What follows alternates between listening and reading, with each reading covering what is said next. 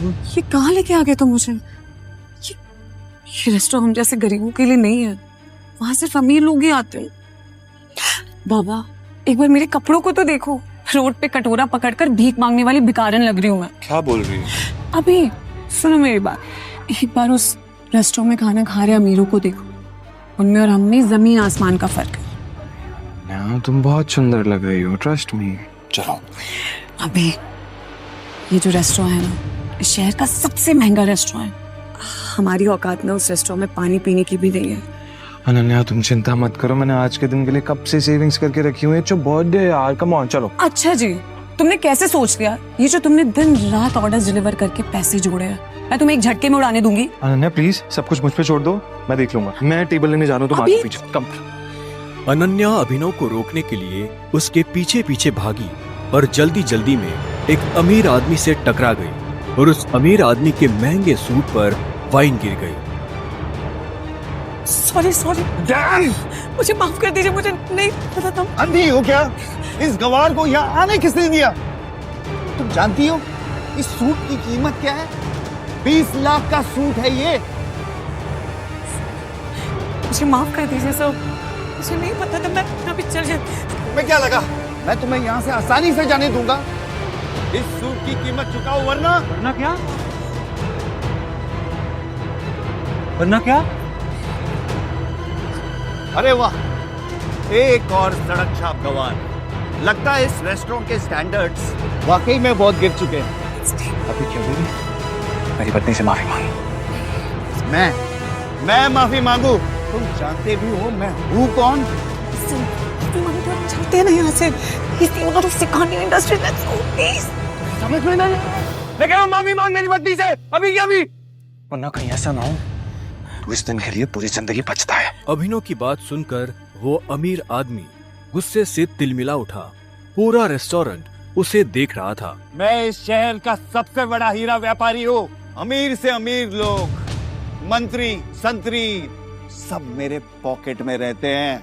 मैं चाहूँ ना चुटकी में तुम्हारा नामो निशान मिटा सकता हूँ। पर अगर मैंने चुटकी बजाते ही तेरे पूरे बिजनेस का नामो निशान गायब कर दिया तो? जब तक वो आदमी अभिनव की बात समझ पाता, अभिनव ने अपना फोन निकाला और किसी को एक मैसेज भेजा। अगले ही पल उस अमीर आदमी को एक कॉल आया और उसके पैरों तले जमीन खिसक गई। What? ये सब कैसे हो सकता है पापा?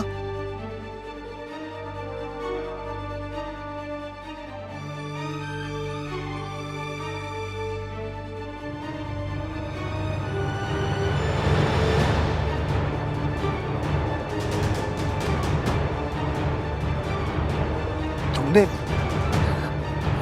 ये सब कैसे किया? आखिर तुम हो कौन?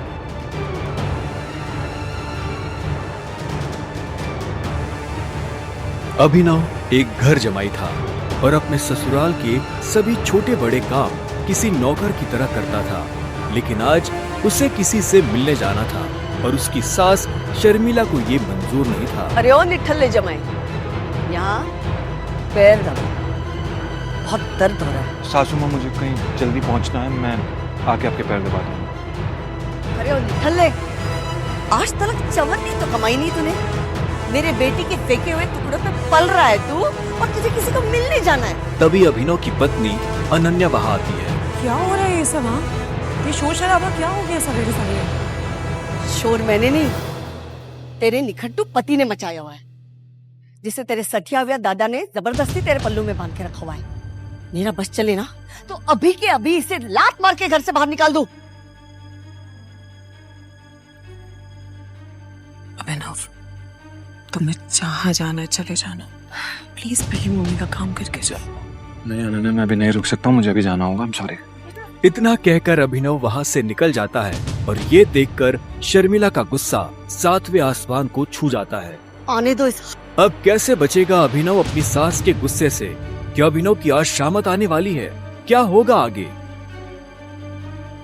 थोड़ी देर बाद अभिनव मुंबई शहर की सबसे बड़ी 5 स्टार होटल सैफायर पर पहुंच गया था, लेकिन वहां भी उसका स्वागत कुछ ठीक नहीं होता।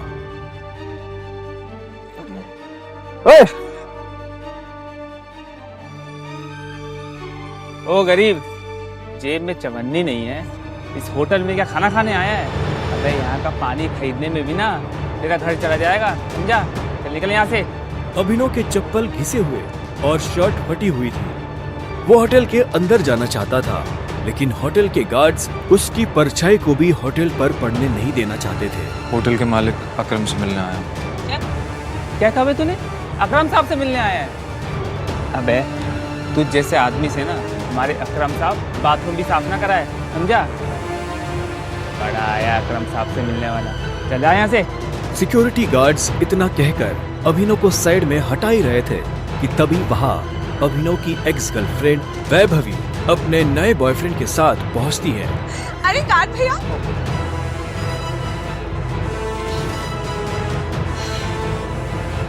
इन गरीबों को ऐसे नहीं भगाते। बेचारे ने कितने दिन से कुछ नहीं खाया होगा।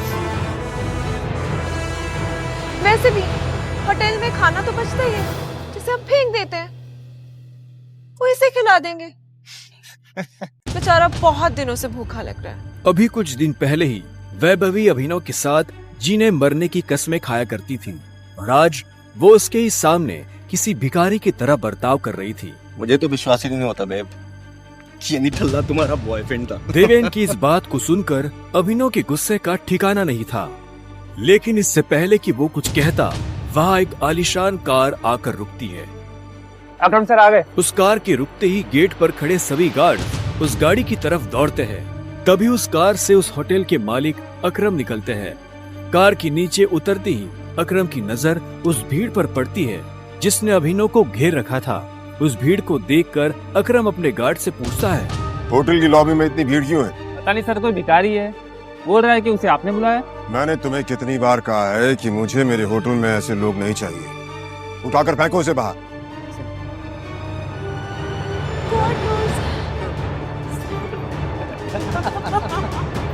अकरम की बात सुनते ही तुरंत 4 गार्ड्स अभिनव की तरफ बढ़ते हैं और उसे वहां से उठाकर बाहर ले जाने लगते हैं।